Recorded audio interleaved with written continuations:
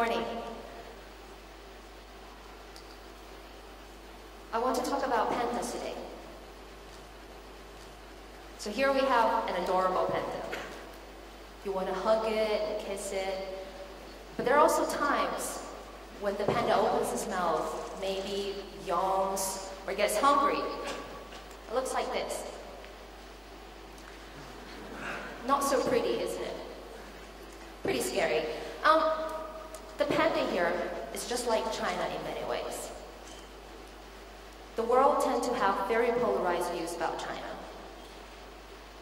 That China is either an adorable creature shining with golden opportunities, or is an evil creature full of threat. The examples of such polarized views are everywhere. Here are some more. Gordon Chun's books, The Coming Collapse of China, that's still one of the best-selling books on China. Well, we also have When China Rules the World, so a different story. Another example here. People think about China as red or communism. Some people give it a sentence death just by hearing the word of it. Well, recently, Nobel Prize winner Coase wrote a book, argues how China became capitalist. And not to mention the endless debates among China watchers themselves. That one view is the property market should have collapsed more than 10 years ago, or that China is to buy 1,000 if not 1 million. The other view would be, hurry up, come and invest in this best place on the planet. But you know, things aren't always so black and white. In China, people believe in yin-yang. The idea is that the world isn't really so black and white, but rather you've got white and black, and you have black and white. And that's how we achieve harmony, isn't it? I think property market can actually be a very good example, and I mentioned that earlier. That things aren't always so either black or white. So I'm going to show you a black story and a white story and tell you the complications on top of that. To start with, let me say that it's quite fair and that I do understand the frustrations why some people say this simply isn't going to work because you simply build it so fast. So we did a math. In English, there's a saying that Rome is not built in a day. But according to the current rate of construction, China can build an entire new city, the size of Rome, in just 2 weeks' time. Okay, so 2 weeks, you have an entire new Rome. According to the current rate of construction, China can build an entire new Spain in just 1 year.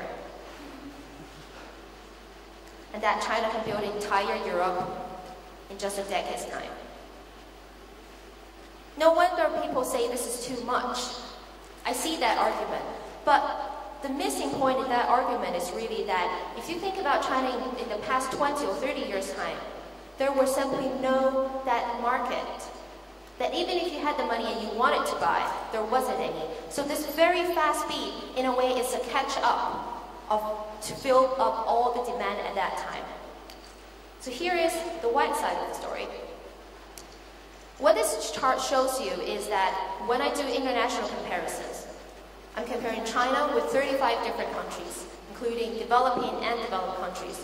The general rule is that as a country becomes more developed and gets richer, people will simply be demanding bigger and better houses. So you see here the red circle, so every circle is a different country.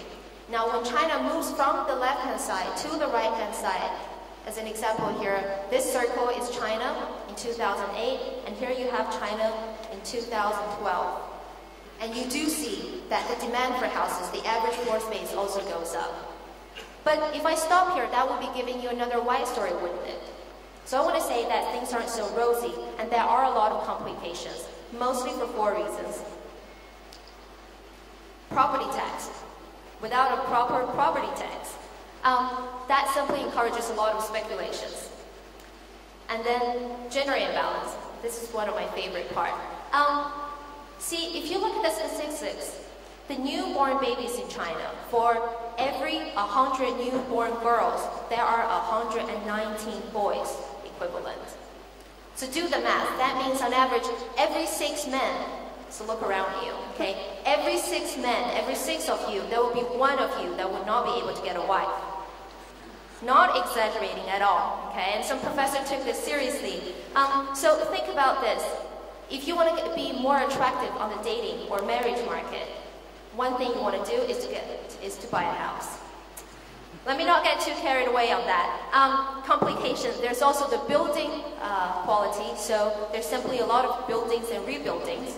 And then on top of that, we have a massive social housing program. So these are all the complications. As I was saying, it's not so black nor so white. That said, I do recognize that it's very difficult to get the Chinese economy right. Why is it so difficult? I think mainly there are 3 reasons. 1, strong presumptions. 2, lack of good data. And 3, things are simply changing so fast. I'll start with presumptions. I don't know how many times, for instance, Chinese get approached and asked, do you really eat everything on the planet? Or that, can you really do Kung Fu? The answer is no, right? Or if you ask an Indian, do you eat curries every day? Or you think all Canadians are boring. So all of these are stereotypes, okay? When you have strong presumptions, that could create problems. I want to have an example of the Beijing airport. This is a very fancy and pretty picture of Beijing Terminal 3. Now, when the Beijing government decided to build Terminal 3 to welcome the Beijing 2008 Olympics, there were many finger pointing at that time saying, look, another big infrastructure. That's all the Chinese government could do, spending money. What a waste of time and money. But actually what happened was that even before Terminal 3 was accomplished, people found out that it wasn't big enough to accommodate all the fast-growing passenger volumes. So for all of you who probably have been to Beijing Airport, this is really what you see. You go in there, opens the door, and whoa, big crowd, headache. And now the government is already building yet a new airport at the south side of the city. So don't we wish that we had built the Terminal 3 a bit bigger at that time? So things are not always how you think they are. Number 2, lack of good quality. I can easily make you stay here the whole day. There's another story of my life. But I'll just give you one example to illustrate how complicated it can be. When we're looking at the province of Hubei, these local statistical yearbooks, we found that during the years of 2000, 2001, all of a sudden 3 million people disappeared. 3 million people disappeared. That is the entire Mongolia, for instance. And the funny thing is, if I flip to right the previous page on the same book, I see an entirely different set of numbers. So then we thought, probably it's a change in definition. So we were looking for the footnotes, but the footnotes were telling us yet a different year where they changed the definition. You're probably getting lost here, but don't worry. That's what we face with all the time. But to be fair, actually, the Chinese data quality is actually one of the very good ones among developing countries. You should listen to my other colleagues complaining about their countries. But imagine you deal with this all the time, and you're so used to working with, say, German or US data. Obviously, this is going to make things more tricky. Third one, things are simply changing so fast. You know, people say that every 2 or 3 years, there's a new generation in China. So if you haven't been speaking to Chinese people or that you've been here frequently enough, chances are you're lost. You're in your dinosaur age. Here I'm comparing the metro system of Shanghai versus Rio, so another big city in one of the BRICS countries. This is the metro system in Rio back in 1993. And this is the metro system in Rio in 2013. So in 20 years' time, so much has changed. And this is a map of the metro system of Shanghai in 2013. I want you to take a guess. For all the non-Shanghaiers today, what was the picture 20 years ago? Ready? Here we go. I don't have anything because there were none. okay? In 20 years' time, this is a comparison. Things change so fast that unless you're constantly on top of everything, it's difficult to get it right. Fundamentally, I think, the most important thing is that we need to have more China watchers to get it right. I would like to invite you to take a guess of this map or this chart. What do you think that is? A rope, a cave, what else? Let me zoom in a bit. It's actually an elephant. There's a Chinese proverb called blind man and elephant. The idea is that you have a group of blind men touching an elephant. Imagine, so if I'm blind and I'm touching the tail, I go, this is probably a rope. Or if I touch the back, pretty big, solid, this must be a wall. Or if you feel the leg, this can be a pillow, right? So imagine you have a really, really, really big elephant here.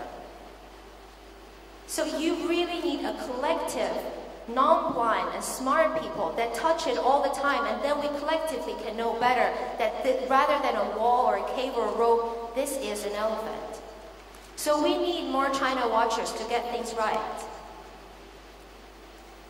I joined The Economist back in 2008. That was the year of the Beijing Olympics. And that was also right before Lehman Brothers collapsed and that the world is a different place.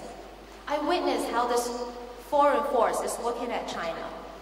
In the past 6 years' time, the annual coverage of The Economist on China has tripled. And then back in 2012, we actually launched an entire new China section.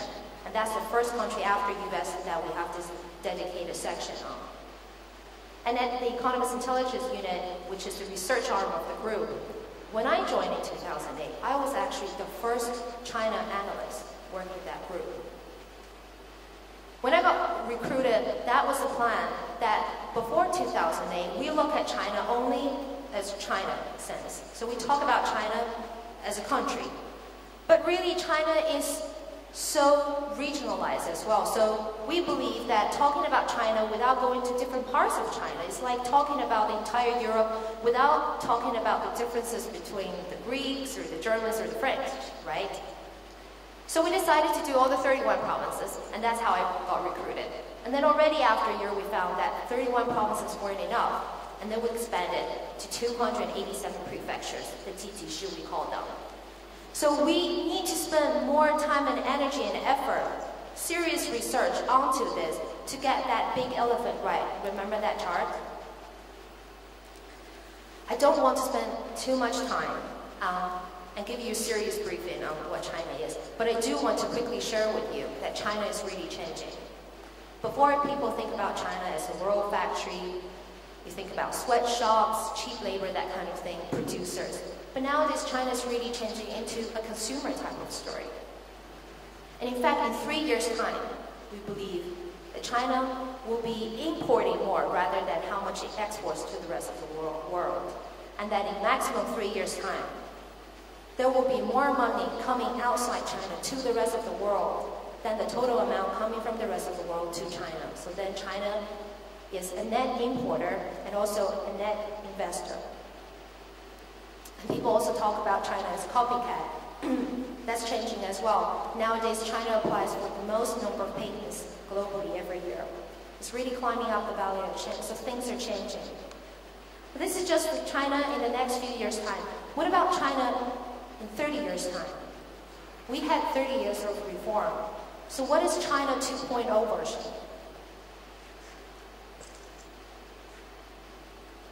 I wish I have an answer for you. I don't know. And the thing is, I don't think anyone knows. Because for one thing for sure is that it will be something that we've never ever seen in history ever before. It's easy for me to share with you that China will overtake US as the largest economy in only 10 years' time. But it won't be the same as the US nowadays, because fundamentally it is a very different system.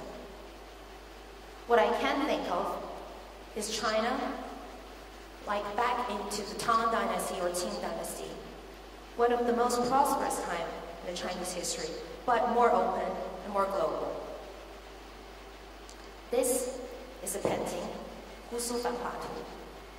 That depicts the city of Suzhou back in the Qian period, which is part of the Qing dynasty. That was one of the most prosperous time China ever was in history. But Qing dynasty was also the last dynasty before its closed-door economic policies were finally cracked open by the West during the Opium War. In this more and more globalized world that we are in nowadays, we need to be more open-minded. That's the only way to get us to true prosperity and a lasting prosperity. Remember that big elephant that I had earlier. In a way, we all have our blind spot. Either that we're not seeing the full picture, or that even when we do, when we have strong presumptions and preconceptions, we subconsciously may choose not to believe in them. So in the world that we are now today, we all need to be more open-minded, not just for Chinese, but for every world citizen. Thank you.